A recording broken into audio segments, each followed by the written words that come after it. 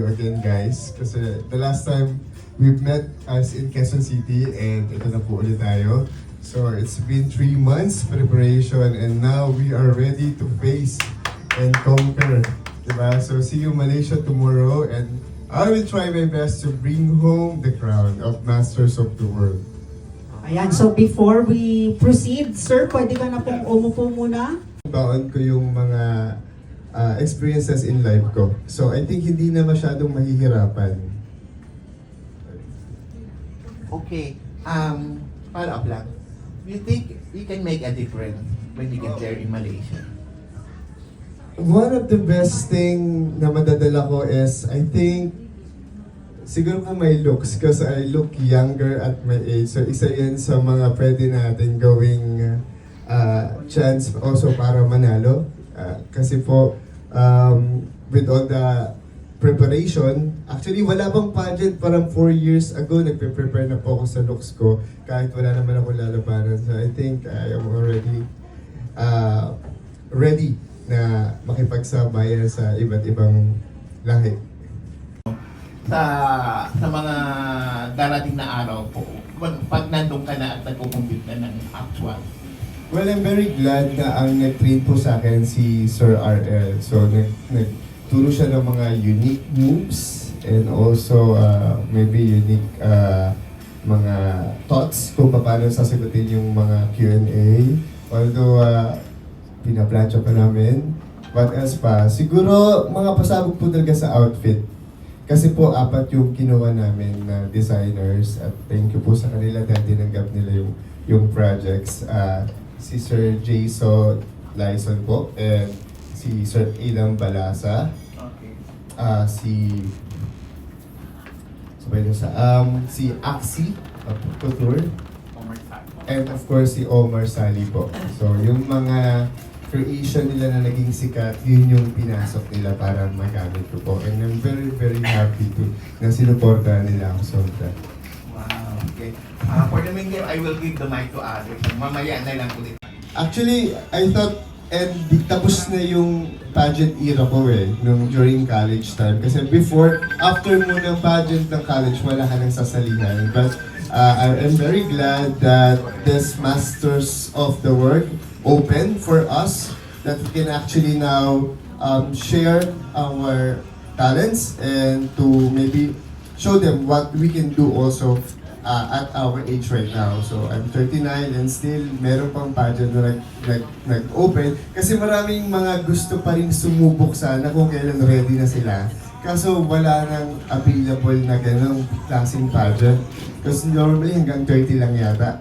So ngayon imagine mo in all ages. So this is the time that we are now ready and prepared to showcase what we experience in life. Ayun. And first time na nag-meet tayo nung sa Alabang. Ayun. Dun sa mismong clinic mo. And then I asked you about if you are going to, or if you have a plan to join the pageant, and you said wala kang plan. So my question for is, what made you decide talaga to accept this opportunity or this pageant? Parang mga 2 years ago, since I started to felt like, since nagpe-prepare din mo ako sarili ko, and tumutulong ako sa mga nagpa-pageant din na boys and girls, sabi ko, what if ako naman yung nasa sitwasyon nila? Sadly, wala naman nga pong age na ganun Just so happened one day, somebody called me, a friend of mine, si Sir Arvin Delmo, and then he introduced me to Tito James, na may nag-open na Masters of the World, na may 3 categories. At pasok daw ako dun sa prime categories. Good mo din ako dun. So nag-guess na po ako agad. Without knowing na sobra na palang tight ng labanan ng pageantry ngayon. At grabe na pala yung expectation ng tao. So, I tried my best talaga for 3 months. Kasi medyo chubby-chubby ako nung last time na mag-meet tayo. Yes. Nagda-diet ako pero minsan hindi na kinakaya ito. Napapakaya ulit ako. But keep trying kasi this is for the Philippines. Not only for the Philippines but also for those people who believes in me and also my family. When was the last time you joined before itong Masters of the World? I think 3 months ago.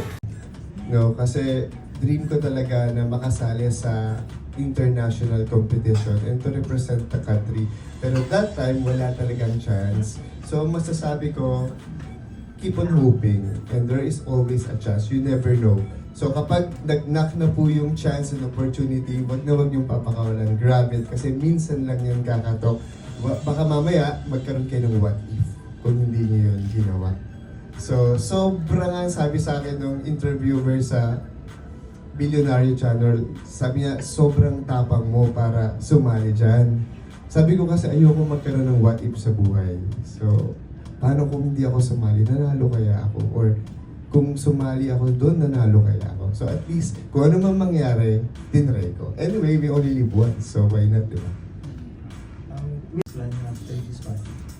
I will still continue my business and will continue helping people also to give them jobs and also still part na ako ng pageant industry. I will keep on supporting them kasi I know that this is a big help also for other people who dream na maging baseline na nila to para maging successful ng buhay kasi sa buhay.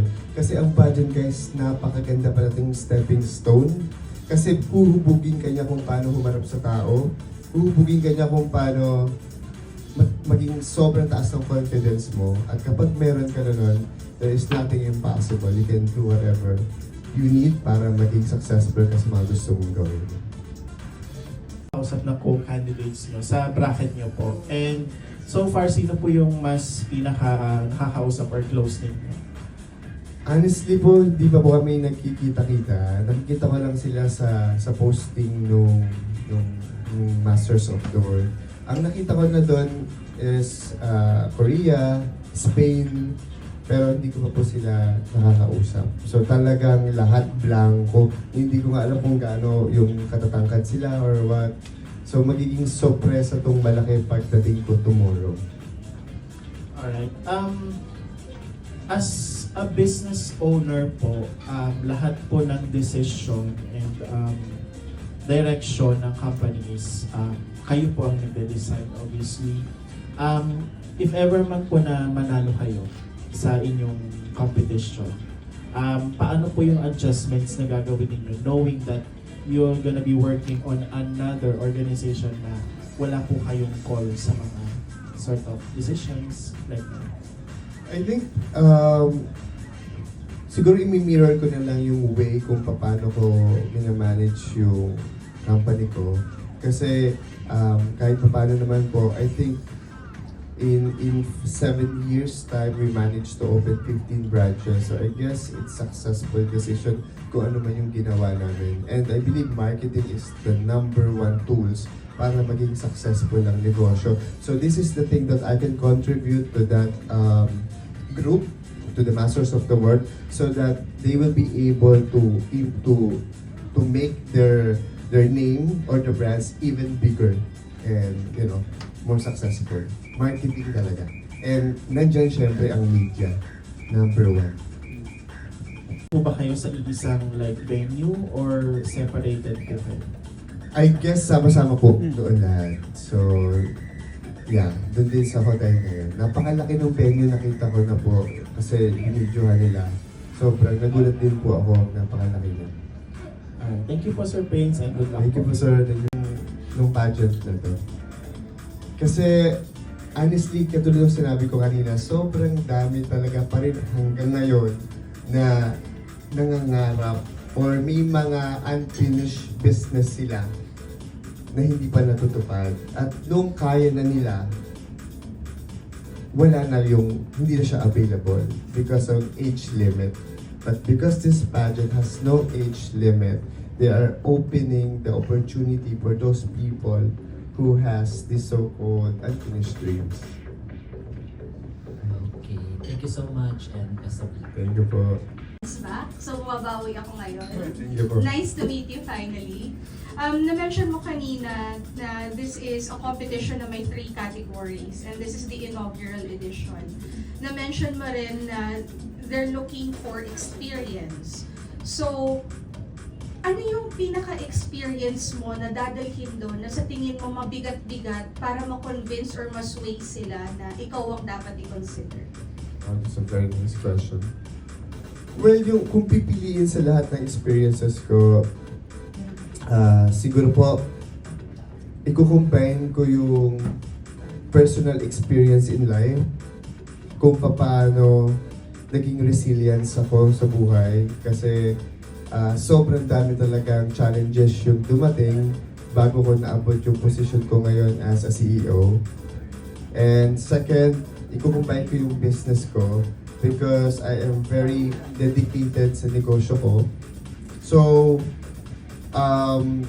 yung knowledge ng technology that I can share also in Malaysia. Because I am joining a competition not just by my looks, by my body, but also the knowledge I've learned from my business. I can actually educate them and inspire on how you can be looking good, confident, even at your age. Right now that I am 39, going 40 next year. Okay, medyo gusto ko lang lumihis ng konti and look into something that's relevant for the Philippines. Sunod-sunod ang mga bagyo natin, sunod-sunod ang lindol natin, sunod-sunod din yung paparamdam ng mga bulkan dito sa atin. So bilang padre de pamilya, ano yung mga thoughts mo when people start saying, pageant pa kayo ng pageant, ano pang relevance nito, knowing that anything can happen in the Philippines in the next couple of days, in the next couple of weeks? Currently, the pageant is quite rampant. Sobrang taas at layo na nararating ito. I believe that we can use our voice to share positivity and sometimes education on how we became more how we became more ready and aware sa lahat ng mga possibility na mangyari sa atin. And I think I also need to educate my kids as a family man to respect the nature. Because if we will respect the nature, then everything will follow. Walang flood, at walang... Because yung malindol, hindi na natin maiiwasan eh. Pero yung pinsala na maidudulot sa atin, kung ready po tayo, at hindi natin winasak ang natural resources natin, mas mababawasan po yung casualties o halos walang mangyayaring casualties. Alright, na nakatutok yung mga camera namin sa'yo, do you have any causes, do you have any charities na sinusupport mo, na gusto mong marinig namin or gusto mong masupport din namin? Currently po, charities, it always connected to my business. I always give free treatments and also enhancement for those people who dream na mag-improve sila. Binibigay po namin yun ng libre. So ginagamit ko po yung negosyo ko to help the people na hindi sila capacity to enhance themselves. So yun ang ginagawa ko po. Maraming salamat and congratulations as early as now. So you can follow po ma'am royalprincess.ph.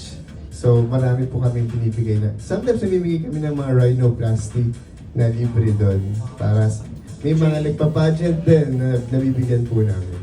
May chance pa si Thank you for this experience and galingan mo lang, sa likod mo lang ako palagi mula sa first day natin sa pagpunta ng Malaysia tomorrow hanggang sa Grand Coronation. Andito lang ako palagi para sa iyo. Galingan mo lang and I know God will bless you and will support you then and guide you sa yung pageant journey. Yes. Thank you po. Well, anyway, today, or ito yun na yung moment na iniintay mo. This is the moment that we have been preparing for. So, time flies. So the first time that I actually met you, you barely know anything about pageant. But I've been with you sa preparation mo and I've seen how you develop. And malayo na yung progress mo. So I'm really proud of how far you have gone.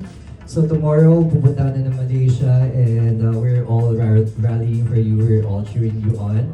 I'm gonna be following you there to support you, to be there with you till the end, as I promised. So my only message is make the most out of this experience. So sabi mo nga, this is your unfinished dream. And maybe this could be the last pageant experience, so you could never have this back again after this. So, alam ko marami kang pinagdaanan, ups and downs, sobrang dami. So, alam mo yun, parang tomorrow is the first day of the competition. So, i-enjoy mo yun kasi hindi mo na yan mababalikan.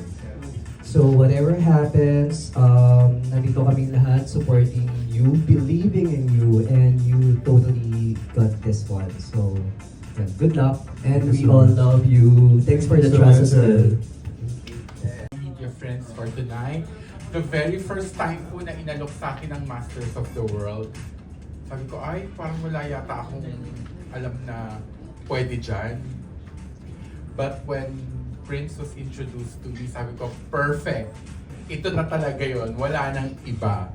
So, I'm very confident. Ngayon pa lang, congratulations. I'm very confident that we will go home with the very first crown of Masters of the World. I'm very confident that Prince will be shining sa stage. And I'm sure he will do his best. And I'm sure na everyone will appreciate all the efforts, all the hardship and sacrifice ni Prince. Mapapanood natin yan as the day goes by sa competition. Marami siyang baong pasabog. So, congratulations. Thank you po. And thank you po sa inyong lahat. Hopefully next year, si Prince ay magta-turn over and will be part of the team next year. Thank you. Salamat po.